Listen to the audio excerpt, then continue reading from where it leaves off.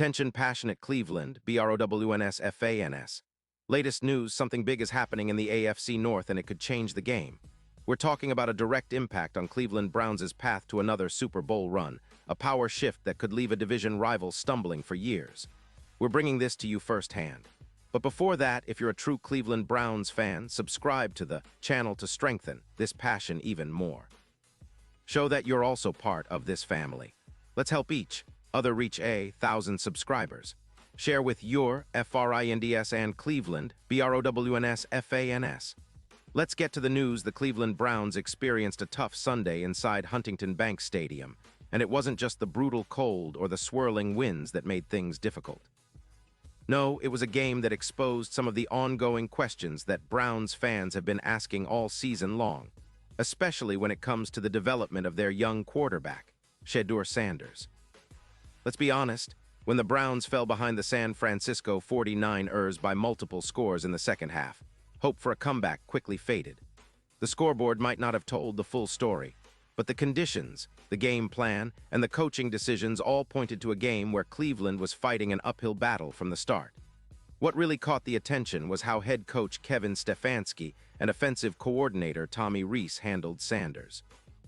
Despite the fact that Cleveland was trailing 23-8 early in the fourth quarter, they stubbornly stuck to their bread and butter, the running game, led by Quinshon Judkins, who carried the ball 23 times. It's a classic Stefanski approach, relying on the ground game to try to grind out results. But in this scenario, it felt like the Browns missed an opportunity to let Sanders throw the ball more and see what they truly had in terms of potential.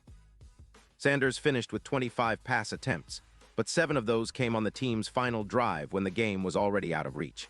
It was one of those strange games where the Browns looked like they were well out of the game despite the scoreboard showing a different story at times. This brings us back to a big question that Browns fans are naturally wondering.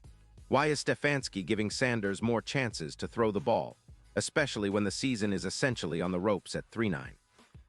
The team's focus seems to be on evaluating Sanders' future in Cleveland, particularly in these last 5 games.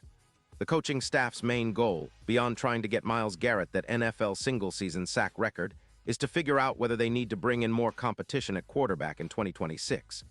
Sanders, a 5th-round rookie, has a real shot at earning himself a full offseason as Cleveland's QB1, which could be a game-changer for the franchise. But for now, Stefanski doesn't seem ready to fully unleash Sanders just yet, and that's understandable. He's taking a cautious week-by-week approach.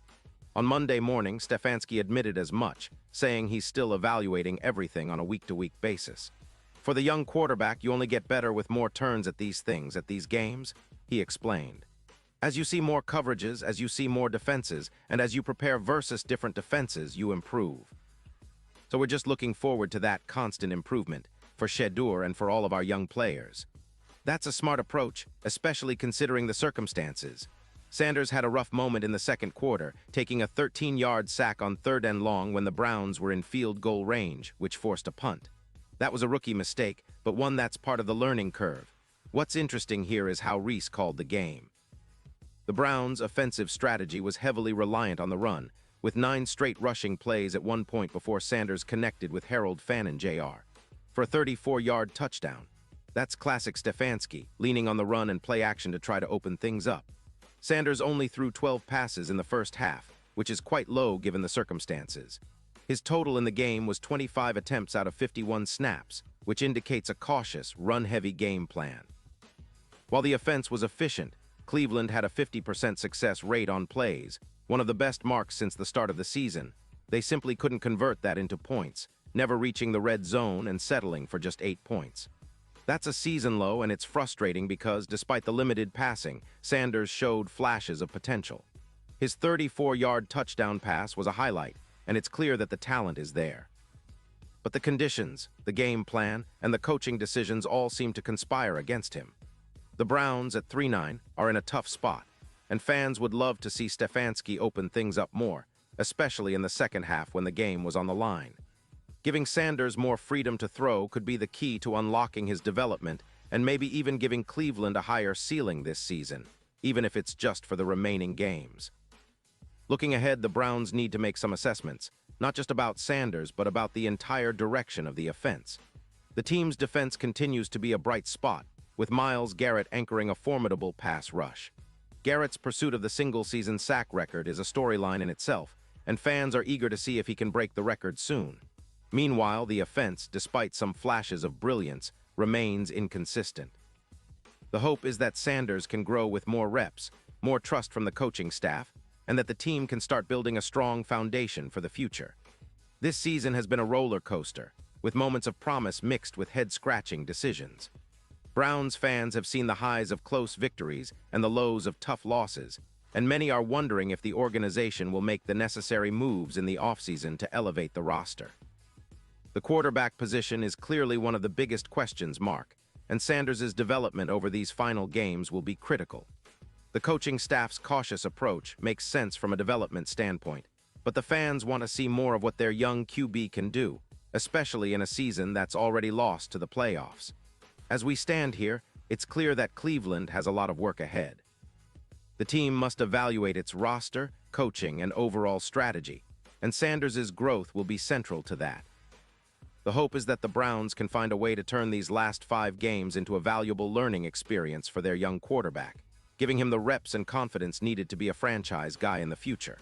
Whether that happens this season or next, Cleveland fans know that building something sustainable takes patience, but they also want to see their team fight and improve every week. And let's not forget the bigger picture. Cleveland remains a team with a lot of talent and potential. Myles Garrett continues to be a game wrecker, and with his pursuit of the sack record, he's reminding everyone why he's one of the best in the league. The offensive line is solid, and the defense is showing resilience. The question is whether the offense, with Sanders at the helm, can start to click more consistently, especially in the passing game. That's what will determine if Cleveland can turn the corner and start competing at a higher level next season and beyond. In the end, Browns fans are passionate, resilient, and hungry for success.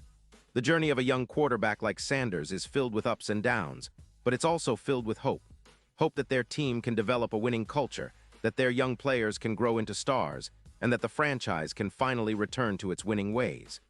These last few games are just a chapter in that story, a story about patience, development, and belief in the process.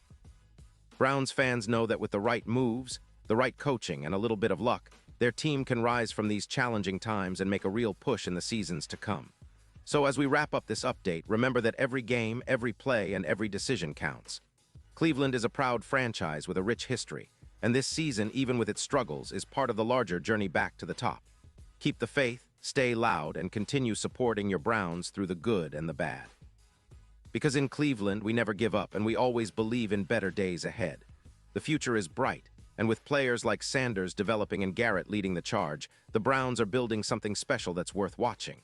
And now, Cleveland Browns fans, I want to hear from you. What's your take on this? Drop your thoughts in the comments below. Your opinion matters so much to us and to the Cleveland Browns. And don't forget, I'll be back soon with more updates, so stay tuned for the latest Cleveland Browns news.